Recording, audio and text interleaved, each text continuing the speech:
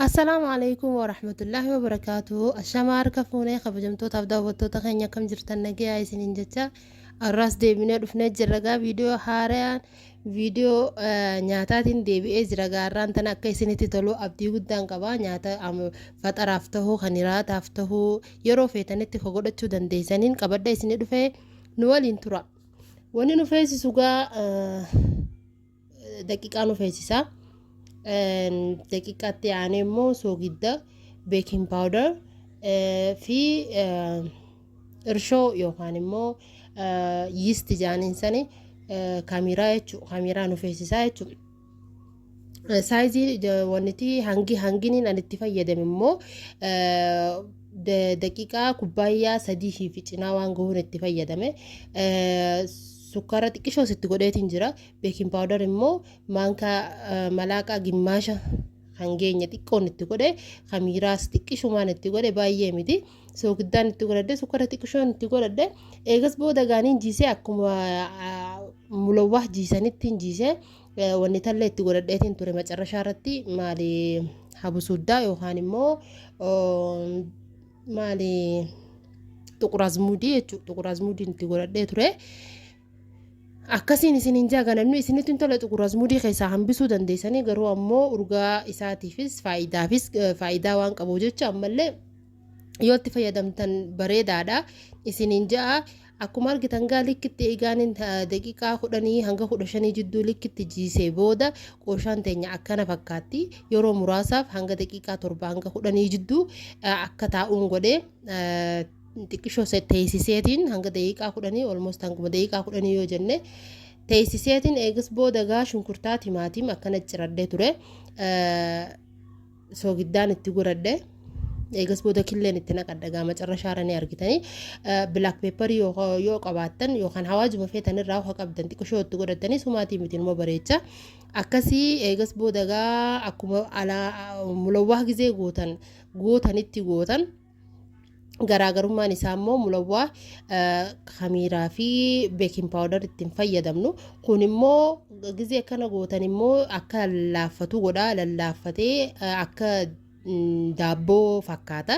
Deebi'ee immoo gubbaarratti tooppii gubbaa isaarratti immoo killee waan godhuu deemnuuf hedduu takka mi'aawaa mee godhaati ilaalaan isiniin jaa.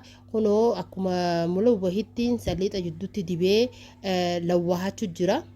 Eegaa lawwaahadhe booda achiin kaaya cufaahuu qooshaan hin qabu. Cufa eegaaniin akka lawwaahadhe booda daqiiqaa 5f hanga daqiiqaa 7tti teessiseetu ture. San birallee kutuu danda'a.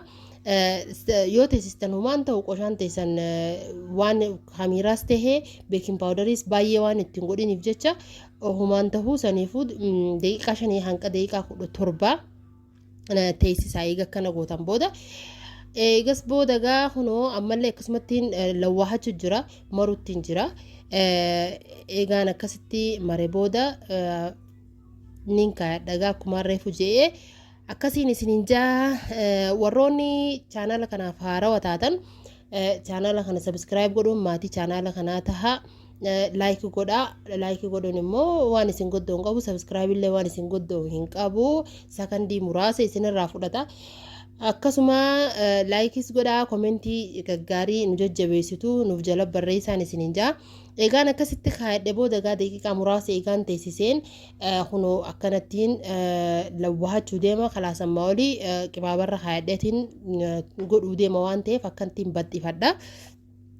Akkanattiin adda bana jechuu yookaan immoo akkattiin adda banadhee wanni tarra kaayyadhaa jechuu. Qibaabarra yookaan waanuma xabashaa tahee waanuma qabdanirra akkasi kaayyattanii godhachuu dandeessaniin isiniin jaa. Akkattiin adda banaa hedduu baxxisuunis dilas hin tolu. Akkanattiin qiyaasa furdaas miti qiyaasumattiin akkanatti adda banadhe. Kunoo akkuma argitan irra kaayyadheetiin godhu jira gaa. Yaa itti garagalchadheetiin saliixaas jala godha. Akkuma argitan akkatti bareedee jira. Garuu ammoo garaagarummaan isaa gaa mulawwaa akkuma beeytan sani. Kun immoo kaamiraa fi wanni waan qabu jecha beeking powder waan qabu jecha xiqqishoo lallaafachuufadha. Akka daabboo fakkaachuufadha. akkana eegaan godhe booda gaa mulawaa kiyya cufa buuseetiin ture eegaan buuse boodaan akkanatti killee itti godhadhee macarrashaarra mulawaa hin buuse sanitti akka faxiiraa jechuu akkasiin godhuu deema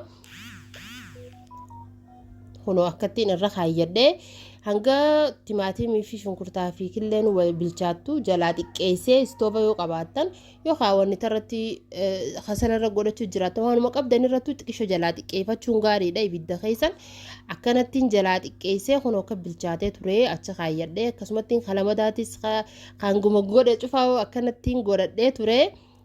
hedduu takka bareeda hedduu takka mi'aawaa faxaraaf keessaafuu faxaraaf filatamaadha ji'eetii yaada shaayii irratti danfisannaan hedduu takka mi'aawaa kunoo akkuma argitan habsuudhaan teenyaas yookaan immoo xuqur-azmudiin akkanatti keessaamuu mul'ata gizee nyaatan hedduu takka mi'aawaa garuu ammoo ijoolleen garii nyaachuu jibbuu dandeessi.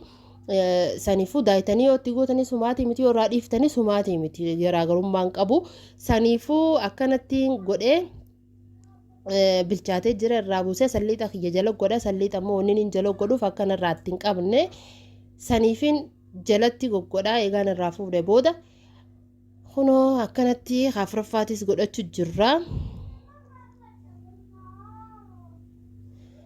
Afuraffaatis akkana godhachuu jirra gaa hedduu takka mi'aawaa ammee mokkoraati ilaalaa yookaan immoo godhaati ilaalaan isiniin jaa waan hedduu takka natti tolee waan hedduu takka mi'aawu gizee cufa mulawwa humaan godhuurra gizee takka takka akkanatti godhame yoo xaamiin isaa xaamii daabboo ja'a garuu ammoo sanirraanis liyyuunnatii xiqqoo takka ni qaba hedduu takka mi'aawaan isiniin jaa daawwattootaaf kabajamtoota keenya gaa viidiyoon irraan tanaa kanuma fakkaata dhumasaa immoo gizee dhume booda mareetiin akkasitti bakka lamatti adda muree kaayyadhee ture saanaarra kaayyadhee ture ijaafillee ni tolaa kunuma akka argitan kana hedduu takka bareeda gizee ijaafillee ilaalanii shaayii teenyaa wajjin nyaannee turre alhamdulillah akkasii hanga viidiyoo biraatti walitti deebinutti wassalaamu alaikum warahmatullaahi wabarakaatu.